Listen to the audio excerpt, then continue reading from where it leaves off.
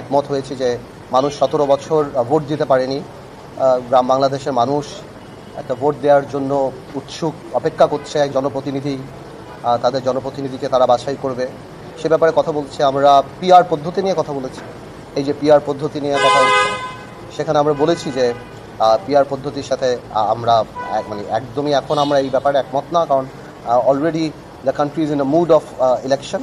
আমরা এই মুহূর্তে এই জিনিসটাকে আমরা করতে চাই না, বিকজ এটাতে পিআর পদ্ধতি ব্যাপারটা এখন অনেক কনফিউজ করবে এবং এটা প্র্যাকটিক্যাল না। এখন এই মুহূর্তে এই জিনিসটাকে ইন্ট্রোডিউস করাটা প্র্যাকটিক্যাল না। আমরা জুলাই সনদ নিয়েও কথা বলেছি, যে আমরা বলেছি যে এই সনদের ড্রাফট কপি আমি শিওর সবার কাছে যাবে। সবাই একমত হলে এইটা জুলাই সনদ হিসাবে আখ্যায়িত করা যায়। কোনো দল যদি নিজে দিতে চায় তাহলে সেটাকে ওই দলের সনদ বলা হবে, বাট আমি মনে করি না জুলাই সনদ দেওয়া কোনো রাজনৈতিক দলের ওই এখতিয়ার আছে একা একা একটা সনদ দিয়ে দেওয়াতে এটা জুলাই সনদ বলে আখ্যায়িত হবে আমি মনে করি না। এবং বিএনপিও আমাদের সাথে এই ব্যাপারে একমত।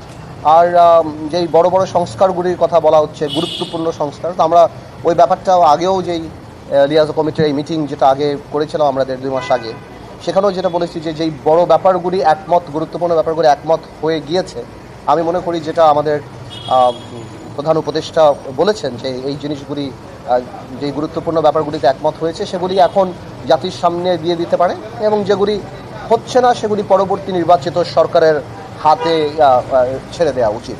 আর আমি মনে করি যেগুলি হয়ে গিয়েছে সেগুলি এখন জাতির সামনে দিয়ে সামনের দিকে এগিয়ে যাওয়া উচিত, এবং বিএনপিও ওটাতে একমত। এই ব্যাপারগুলিতেই আর কি আলাপের প্রাধান্য পেয়েছে। আর কিছু ঠিক আছে,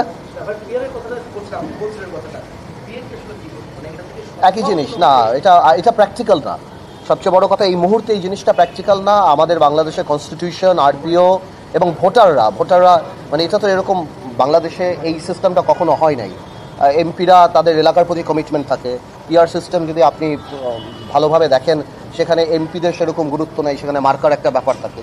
এই পুরো জিনিসটা এত বড় একটা জিনিস, যে জিনিসটা আমি মনে করি একটা সংসদে আলাপ হওয়া একটা জনগণের সরকারের এইটার এখতিয়ার থাকে, এইটা পরিবর্তন করে না। এই মুহূর্তে এই সরকারের এই হঠাৎ করে এই ব্যাপারে কথা, বা সরকার না, আমি বলছি যে অন্যান্য কিছু রাজনৈতিক দল দাবি করছে, আমি মনে করি না এটা প্র্যাকটিক্যাল, এবং বিএনপিও আমাদের সাথে একমত যে এটা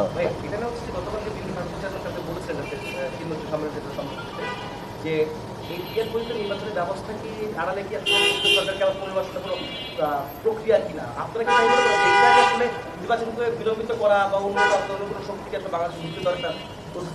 না, পিআর যে কোনোই একটা সিস্টেম, এখন যেহেতু নির্বাচনের ডেট চলে আসছে, মানুষ একটা স্বস্তির জায়গায় আসছে, এখন হঠাৎ করেই যদি আপনি এরকম একটা সিস্টেম দিয়ে দেন যেটা সম্পূর্ণরূপে আলাদা, বাংলাদেশ যেটা কখনো উইটনেস করে নাই, ভোটাররা এডুকেটেড না, আমরা এডুকেটেড না এই ব্যাপারে যে সিস্টেমটা কিভাবে কাজ করে, কি তারপর আপনার নির্বাচনী যে নিয়ম কানুন যা আছে কোনো কিছুর সাথেই এটা বাংলাদেশে এটা জানে না। তো ন্যাচারালি এরকম একটা প্রশ্ন থাকতেই পারে যে এই ধরনের সিস্টেম কি ইন্ট্রোডিউস করা হচ্ছে, কোনো এর বিরুদ্ধে কোনো ষড়যন্ত্র আছে কিনা, নির্বাচন কি পিছিয়ে যেতে পারে কিনা, বা পিছানোর কোনো পায়তারা আছে কিনা। এটা তো খুব স্বাভাবিকভাবেই এই জিনিসটা সবার মাথায় আসতে পারে।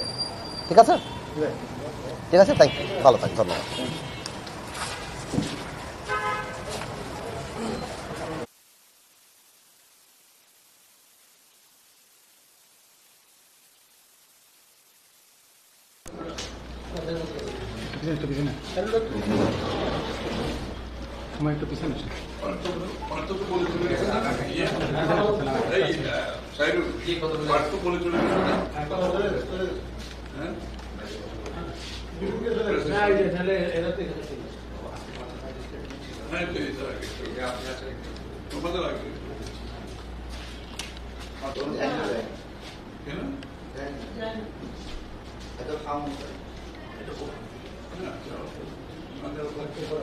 বলতে হবে